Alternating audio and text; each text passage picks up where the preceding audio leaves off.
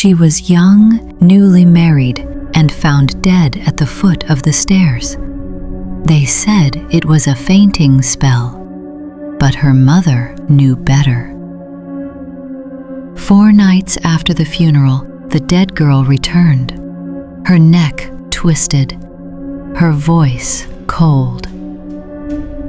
"My husband killed me because I didn't cook him meat." This isn't folklore. It's not a ghost story whispered to scare children. This is the only case in American history where a murder was solved by the victim's ghost. Welcome to the terrifying true story of Zona Heaster shoe, the Greenbrier Ghost. In the crisp autumn of 1896, Greenbrier County, West Virginia was a tapestry of rolling hills, whispering streams, and dense woodlands. It was here, in a humble log cabin under a deep blue sky, that Elva Zona Heaster, a young, spirited woman, met Erasmus Trout Shoe, a handsome blacksmith from outside. Their courtship was brief but intense. Zona, warm-hearted and hopeful, believed she had found love and stability. But her mother, Mary Jane Heaster, watched uneasily. Trout had been married twice before. One wife had left, another had died under suspicious circumstances. Still, love is blind to warnings, and Zona chose Trout in October 1896. They wed under a canopy of yellowing maples. Neighbors admired the young couple. They whispered about a bright future ahead. But some noticed a tension at home between the quiet hum of whispered regrets from Mary Jane and the brooding undercurrent that Trout carried with him. On the morning of January 23, 1897, Zona didn't answer her husband's knock. He sent a youngster to check if she might need something from town. The boy returned pale-faced and shocked. Zona's body lay motionless at the foot of the stairs. Trout rushed to her side, calling for Dr. George W. Knapp, but something about Trout unnerved those who arrived. He insisted on dressing her body himself, unusual considering women typically prepared the deceased. He chose a stiff-collared dress and wrapped a scarf around her neck, almost as if to shield it. When Dr. Knapp began an examination, Trout's grief turned fierce. He clung to her head and cried out, refusing the doctor's gentle probing. Finally, Knapp withdrew, and the official cause of death was declared an everlasting faint, suggesting a heart attack or natural cause. Later, it was even amended to childbirth. There was no mention of foul play. The funeral went ahead the next day. The community gathered as Zona's body was placed in a high-necked gown and laid in a coffin. Trout hovered like a specter, never letting anyone near her. He positioned a pillow on one side of her head, a folded cloth on the other, and tied the scarf, explaining that Zona had loved it. But whispers circulated quickly. Did you see how her head bobbed when they lifted her? Trout wouldn't let anybody near her. What was that pillow for? By evening, even Dr. Knapp admitted he had only performed a cursory examination, cut short by Trout's denial of access. The seed of doubt was planted. Back in her childhood home, Zona's mother, Mary Jane, sensed something was terribly wrong. Her instincts screamed betrayal. She held Zona's scarf and whispered prayers that her daughter would speak, if not in life, then in death. In the days that followed, Mary Jane found herself drawn to the coffin linens. One sheet folded carefully under Zona's head smelled strange, like something hidden. She begged Trout to let her have it. He refused flatly, declined her offer of washing. Weeks passed. One day, Mary Jane washed it anyway. As she submerged it, the water turned crimson. Only the sheet remained pink. She boiled it, hung it, froze it in winter air, yet the stain wouldn't fade. To her it was a sign, blood on cold stone, a silent prayer. Each night she knelt by her bedside.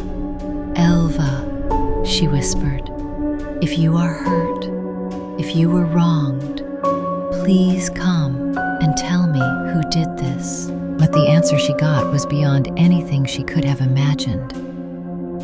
Night 1, a glowing light in her window.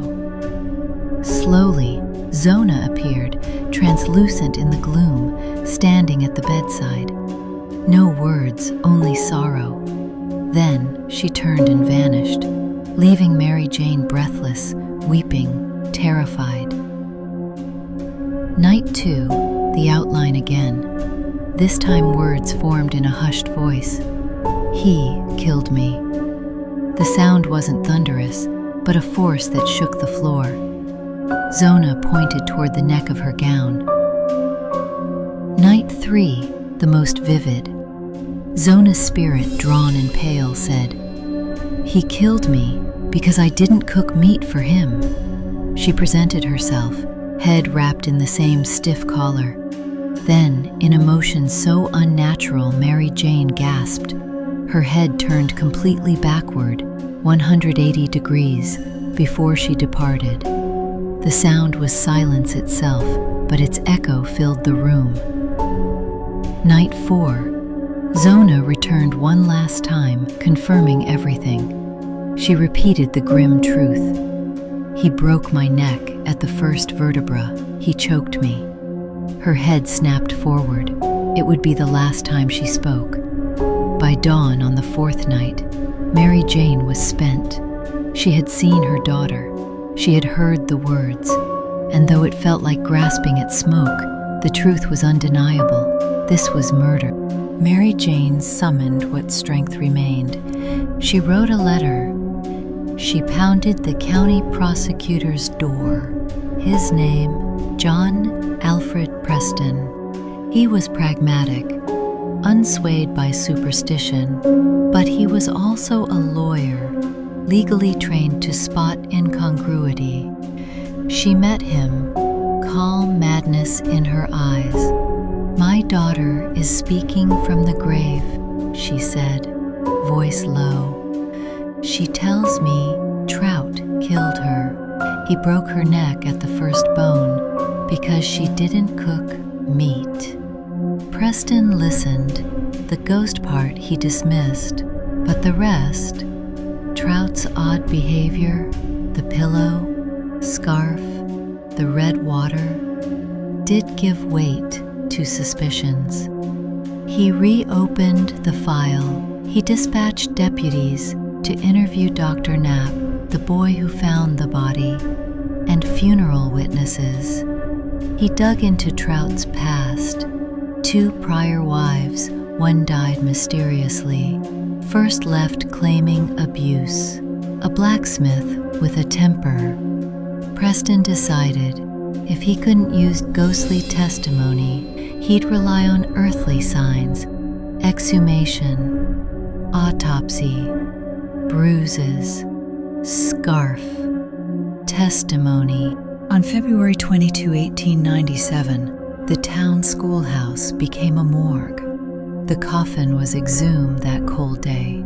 The press crowded in. The doctor reopened the shirt, unwrapped the scarf, and uncovered the body. The autopsy lasted 3 hours. When it concluded, Preston read a report that echoed Zona's spirit exactly.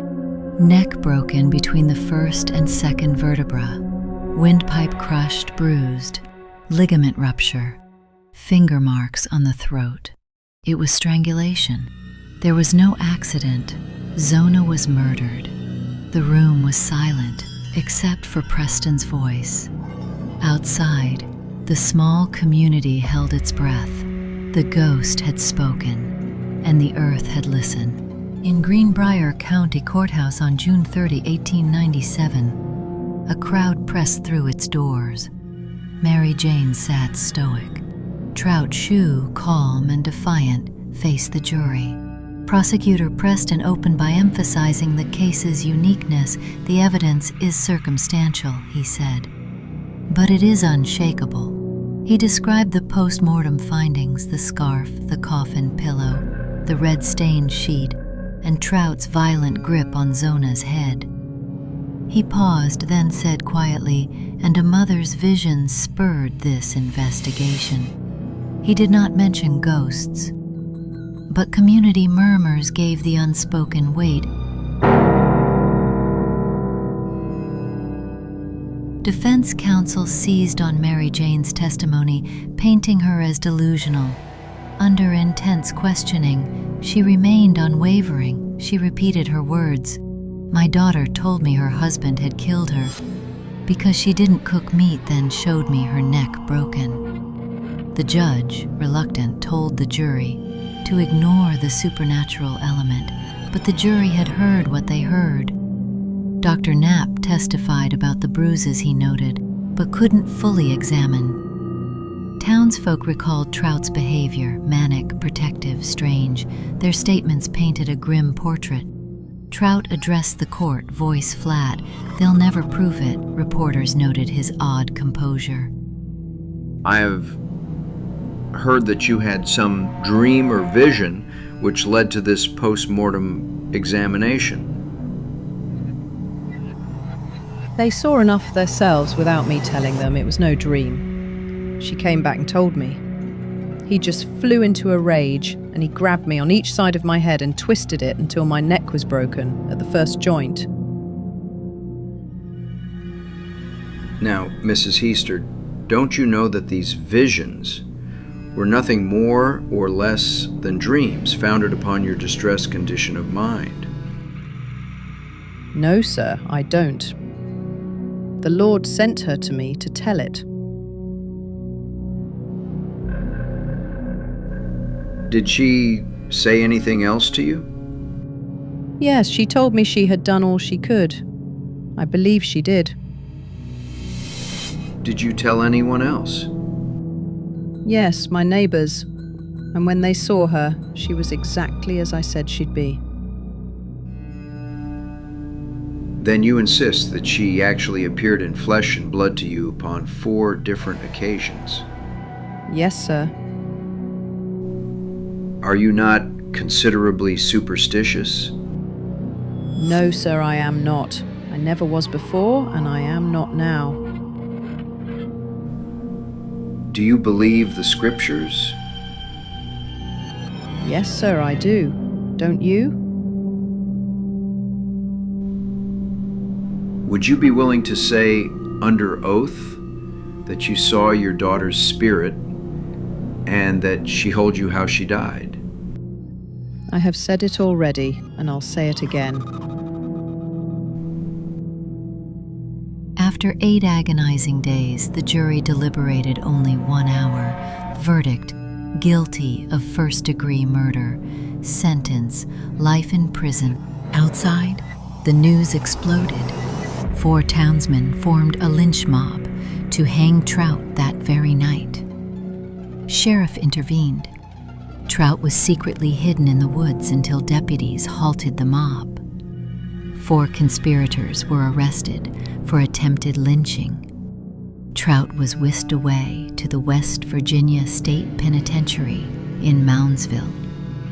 He remained defiant, proclaiming innocence until his death from disease on March 13th, 1900.